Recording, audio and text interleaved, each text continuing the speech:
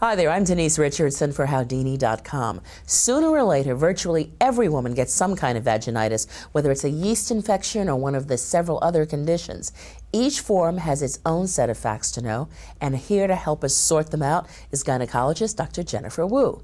Dr. Wu, thank you for being with us. So vaginitis is an umbrella term for inflammation? Yes, it's just a general term for inflammation of the vagina.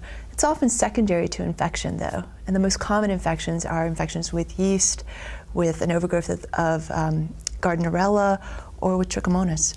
All right, so how does a woman know that she has vaginitis? Usually patients will complain of irritation, discharge, inflammation, swelling. And then you rush off to your gynecologist.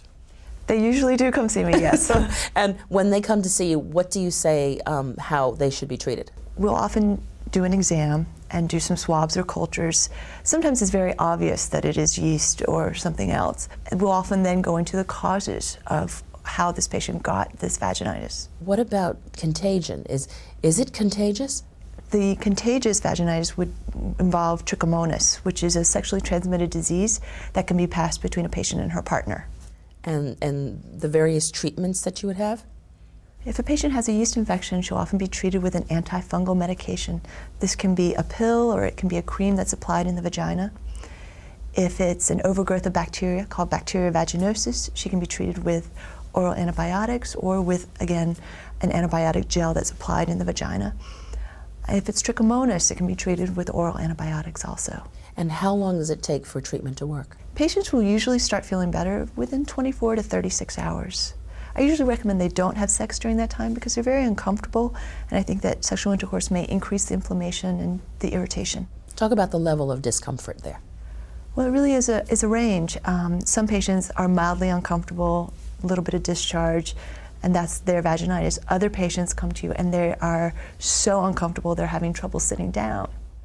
Now, what would you say to patients to help them prevent getting it? The most common types of vaginitis, yeast, bacterial vaginosis, trichomonas, they can be prevented in a variety of ways. Antibiotic use is a common cause of yeast infections, so patients may need to ask their doctor for an antifungal medication when they're being treated with antibiotics. As far as bacterial vaginosis, oftentimes when you're changing the pH of the vagina, then you're more prone to an overgrowth of bacteria. So things like douching can alter the vaginal pH. If you find that you're having frequent bacterial vaginosis infections, you may want to avoid douching altogether.